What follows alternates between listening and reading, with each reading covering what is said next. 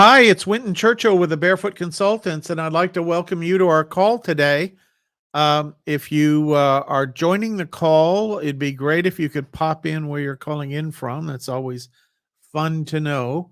And we'd like to welcome those of you listening to the replay of this call. We actually have about 90+% of our folks listen to the replay, and we appreciate the comments that we get even on the replay, and we answer those and look at those during the week. So look forward to answering those.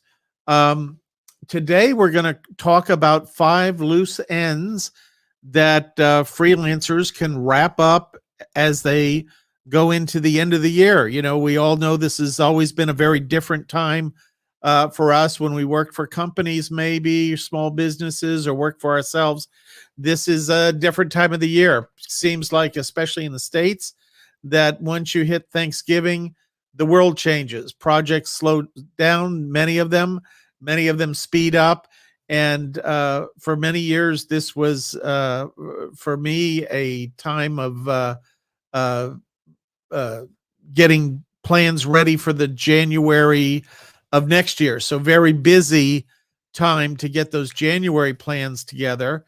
And I know that in the freelancing world, lots of companies kind of pull back on the projects that are going on to finish the ones that have to be completed by the end of the year. You know, there's a big impetus to complete those projects by the end of the year. So that's what we're doing. So we're going to talk about some of those things that you can do. And the very first thing I recommend is communicate with your current clients, because of the holiday schedule. Things are going to be disrupted. You're not going to be able to have as regular meetings with them and that kind of thing. And because, frankly, of all the distractions of parties and that kind of thing, and gift shopping and all the other things that go along with the holiday season, people don't get as much done as they thought they were going to do. And I know that when I've worked with freelance clients in the past, a lot of times somebody'd say, okay, we want to see if we can get this wrapped up by the end of the year. And, you know, we could get it wrapped up by the end of the year, but we're not going to get it wrapped up by the end of the year if the client is not available. And so that's what's going on. I see Cecil has checked in. Good to see you, Cecil. How are you doing today? Um, and so you want to be clear with your clients what their expectations are for the projects that you are working on together. You know, do they want to complete it by the end of the year? Is it something that's going to push to next year? What is the availability of your client between now and the end of the year if they want to complete the project? Is there sufficient availability of the client or the people at the client's organization to get that done? So that's what we want to do that. And just know that it's a truism that most of your clients will overestimate what they can accomplish between now and the end of the year. You want to be responsive. You want to help them reach that goal if possible, but you want to be somewhat cautious and setting their expectations early on, you know, as to whether you can make that, because you don't want to get into a situation where people are, you know, not meeting their objectives at the end of the year because they think that you held things up or that kind of thing. So important to know. The second loose end is reflecting on your clients. And this is not that your clients are loose ends necessarily, but it is a time when you have a chance to look back over the last year. Maybe you just started freelancing this year. Maybe you've been freelancing for several years. Doesn't make any difference. It's worth reflecting on the clients and just at a top level, noticing the ones that you like working with, the ones that you don't like working with, what the subject matter of your work is with that client. You know, it might be doing proofreading and editing with one client. It might be making PowerPoint presentations with another, and it might be doing customer service with yet a third. So just with all of those, you kind of want to let that run through your mind at the end of the year and think about which ones you like working with. What kind of work would you like to do more with that client? You know, are there ways to extend and expand the work you're doing with that client. But this, usually it's hard to do this in the heat of battle, but it's very much a good time of the year when you have a little uh, breather. And we want to say hi to a few folks checking in. Sandra, good to see you. Cecil in Nashville, that's right. You're spending a little bit of time there. Bob Herb from Roatan, and Bob has some fantastic diving shots on his website. Just you owe yourself a favor. Go over and look at his Facebook page. You'll see wonderful things there. And yes, it is the crazy holiday season here. This is yet another holiday season like no other, where we're all kind of, are we locked down? Are we not locked down? Are people going out? Are they wearing masks? This is there's still all that craziness circulating in the universe out there, and we're all plowing new ground with that. So, but welcome. All righty. So the next thing you want to do is number 3 is review and reflect on the categories that you're working in. Think independent of the clients you're working with. Think about, do you like doing what you're doing? What I like to do is make a little list of the kind of jobs I'm using in different with different clients, and put a little number next to them as which skill do I like using most? Do I like making PowerPoint presentations? That's really a lot of fun. Do I like doing mind maps with clients? Do I like helping talk through problems? Do I like doing strategic marketing for them? All those kinds of things. And so that's a good thing. And so you want to think of your work independent of the categories. So often when people come into the world of freelancing, especially 50 plus and baby boomers, they think that they have to drag what they did before with them to what they're doing now. And on the one hand, it is good to start with something you've done before, but once you get that half dozen to dozen jobs, and these can be very tiny jobs, an hour or two done, then you can begin looking around at other things that you would like to do, because by doing that half dozen to a dozen jobs, you've proven to the network that you're on that you can reliably satisfy clients. And a lot of people sign up on these online networks and never do the first job and just disappear. And so you're in the top class if they see you going on to the networks, bidding jobs, and doing work. And that is, by my calculation, most algorithms seem to really favor that kind of behavior. The most important thing is, can you come into the system, do a job, and satisfy a client? And if they know you can do that, they know that if you start out doing proofreading, but you switch over to doing something like giving advice on something that has to do with engineering, mechanical engineering or something like that, that you still carry with you that expertise and that sort of personality trait of, how to go in and get the job done and make sure the client is satisfied. So that really pushes you up to the top of the stack, probably more than anything else you can do in these networks. Getting that good rating is what really drives the algorithm in my opinion. Of course, these companies don't share the algorithm with us, but when you've worked on Elance, which is the predecessor system to Upwork, and now Upwork for 20 years, you kind of get a feel for what makes things happen, what doesn't make things happen, and it changes over the time. So that's what's going on.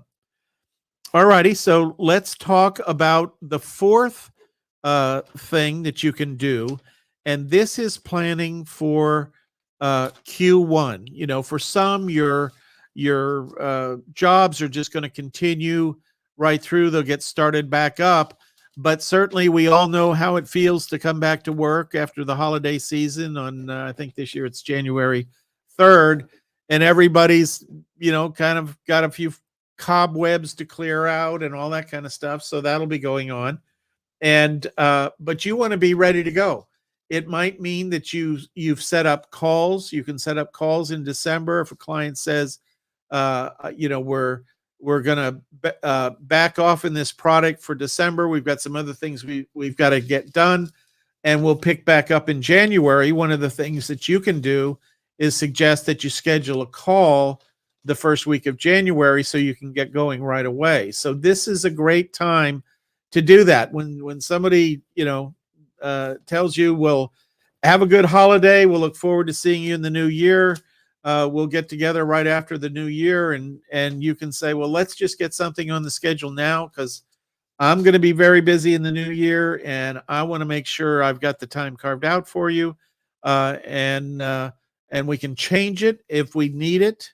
But let's go ahead and get in there." And that's your opportunity to schedule that call on your calendar. And then if your client needs to change it, or if they forget they scheduled the call, which most people are getting better and better now that everybody's living off these calendars, that's a good thing. So that's a great thing to do, is to kind of pick up the thread, schedule that appointment that lets you pick up the thread with your client there. So that's wonderful. So number 5, we're going to talk about maybe some more personal career development type things, not as directly related to your freelancing with your clients, but something that you might want to think about as you go into this period of time. The first thing is you might want to take a course. You might want to learn a little bit more about search engine optimization, or you might want to learn more about how to use Adobe PDF, or a little bit more about how to communicate with clients around, deadlines or something like that. There's different software tools that you might be using. I know this used to happen to me a lot. As software was developing, I would wind up using a new software tool, and I would use it for a period of time. But then at the end of that period of time, I would, I'd feel like I knew only 5 or 10% of the software. I really welcomed that, that time to, spend a few hours concentrated and learn more about what the things on the menu does. One of the other things that also happens that I find useful at the end of every year is kind of renew your relationships. I've got a few friends that I talk to, once every 6 months, once a year. It's a good time to call them. This is just a feel good thing. It's not something you have to do, but often just in the 20 or 30-minute conversation that I might have with them, wishing them happy holiday season, something business related does come up, an idea might be sparked, or a contact, or a relationship, or somebody says, "Hey, you should call this guy," and that kind of thing. So just, you always want to have the opportunity to just pick up the phone and call your friends that many of us don't have during the workday throughout most of the year for some reason. But this is a great way to do that. I have found that doing this is I'll put together a list of 5 people that I want to call. So if I make the call, fine. If I don't make the call, that's fine too. If I wind up getting busy on something, but it's pretty easy to do that. Don't just dive into your list and think about, oh gosh, I could call this person and that person, and pretty soon you've got a list of 30 people, and you never call the first one because it just seems like such an overwhelming problem. Just pick a few folks, 5 folks, put them on a 3x5 card that's floating around your desk, and just, make it an effort to call those folks and just have a "Hi, how are you doing?" Conversation. Couple other things that are really important. One is cleaning up your security. Has anybody on the line ever had a message from a password manager that says you use the same password on 26 accounts, and you just click through that because you're in a hurry to get to the software and do something or look up something? Now's a great time to clean up your security. The nature of security threats is they get a little bit worse every year. And so you want to make sure that something that may have not been an issue in this past year becomes an issue in the coming year. So just clean up your security, make sure your passwords are up to date and different. Make sure that the accounts that you no longer use, that you've canceled, unhooked your credit card, all those kind of things. This is a great time to get a lot of that stuff done. And then the last thing you want to do, and I'm certainly at the end of this, I'd love to hear some of your suggestions about what you want to do at the end of the year, just to kind of keep the ball rolling and take advantage of that time, whether it's busy time or not so busy time. But the thing is, to back up your systems. We work on laptops and we got a lot of stuff on our computer, but if we ever lost our computer, times are hard. And unless you have 3 copies of your backup in 3 different places, your data is in jeopardy. I used to work for a company 20 plus years ago that provided backup software for enterprises. And one of the saddest days you ever have is when you go out to your client and they say, we just lost a bunch of data, and we went to upload the backup and it was corrupt. There was a file problem. There was a glitch somehow sending it up to the site. Now, the good news is systems are much more reliable in those today than in those days.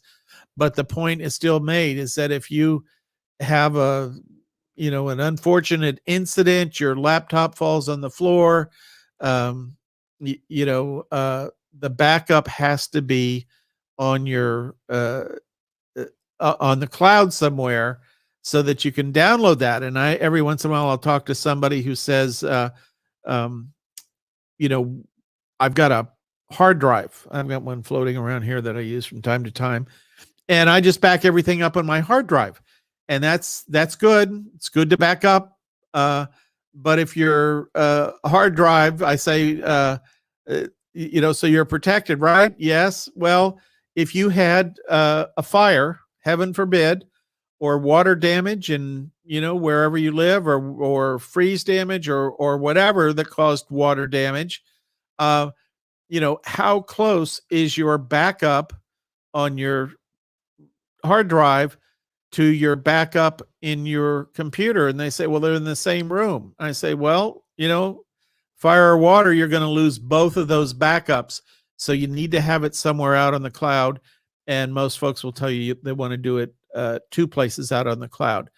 And so another option around that is also to run 2 different backup softwares, because one mistake people make is they run a backup of their laptop, for example, and upload that to 3 different places. Well, if the original file was corrupt, all of those backups are corrupt because you just basically copied the same file someplace else. So just something to think about when it comes to backup. So if you could pop your favorite end of the year kind of thing to do, we could help grow this list a little bit, and maybe give a few other pointers to other folks as to things they might do during the holiday season and during the either slow time or busy time, depending upon sort of which end of the stick you're on at this time of year. That would be great. And certainly, since most of our folks are listening to this on the recording, would love to hear those ideas for you. Would love to have you share those. It's funny. We used to kind of just get through the end of the year, and that's good. You tidy up the files and close out some things and open up others, so you're ready to go next year, and that's great.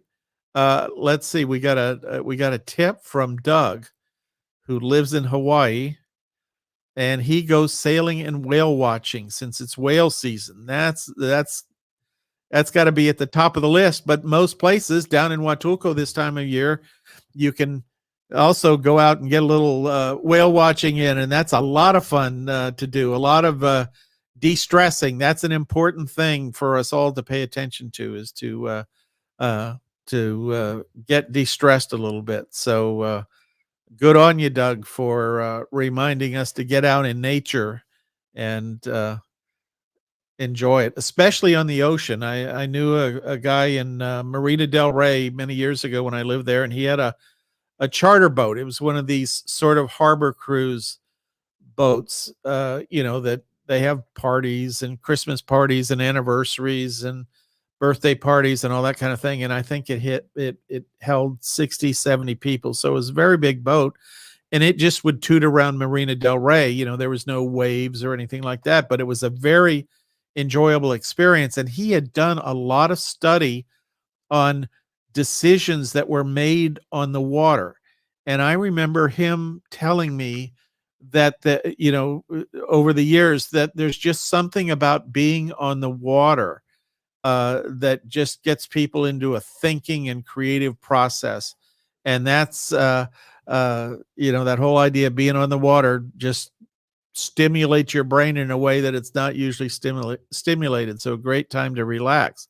And Cecil's got some great suggestions. You want to run some financials, especially with comparison for the types of work. You want to decide, there might be some work that you like to do, but is not as profitable. There may be other work that you don't like to do, but it's very profitable. And that's when you get on the sailboat and go out and make the decision of, do you want to do the most profitable stuff or the most enjoyable stuff? Many of our freelancers are at a point in their career where they need to work and earn an income, and then other freelancers are retired, and if they make a relatively modest amount of money, keep their brain sharp, keep focused on things, that's good for them as well. And here's Tom coming in here. Good to see you, Tom. Happy Friday to you. I'll take a look at that after we get off the link. I can't really access it now without sharing it with everybody.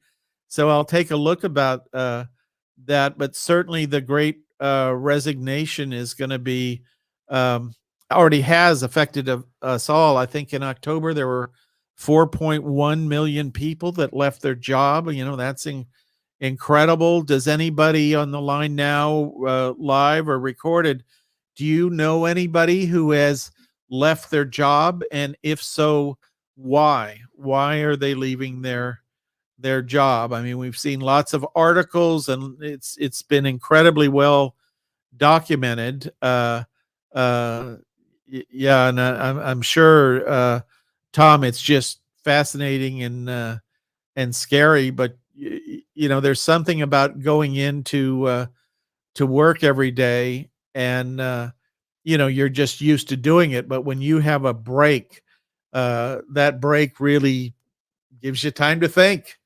And I know in the past, as a manager in technology companies, the roughest time of the year was in January, when everybody that was working for you came back to work, and inevitably somebody will say, this is just too hard, or I don't want to keep doing this, or that kind of thing. So lots of stuff going on there. So yeah, and the medical field is crazy now with the whole vaccination thing, and just lots of turmoil in that. We're at a time where we have companies looking for jobs, looking for people to fill jobs, and we have lots of things going unfilled. And that's one of the things that's driving a return to a lot of looking at freelancers, and what happens when the company takes the plunge and has some specialized task in their company,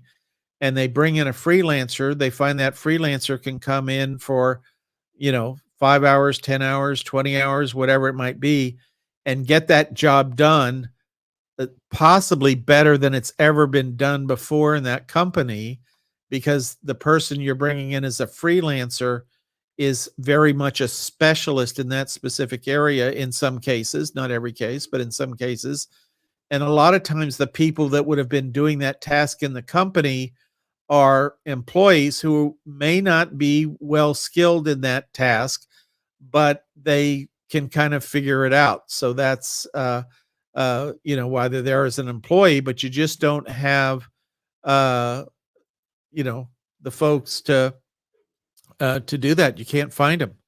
And boy, this is a good one, Cecil. I love the idea of planning breaks for 2022 and blocking that into the calendar, and mentioning that you take a break every quarter. That is fabulous advice. There's this concept that you want to uh, free your mind up, free your subconscious mind up to solve the problems that you may be trying to drill in on as your year comes to the end. Every business, every organization has a top 5 things they're working on, they're trying to solve, whether they know it or not. They might be trying to solve 100 things, and that can be a problem. But just planning those breaks, that allows your mind to reset, come back with a fresh perspective, even if it's a 4-day weekend or that kind of thing.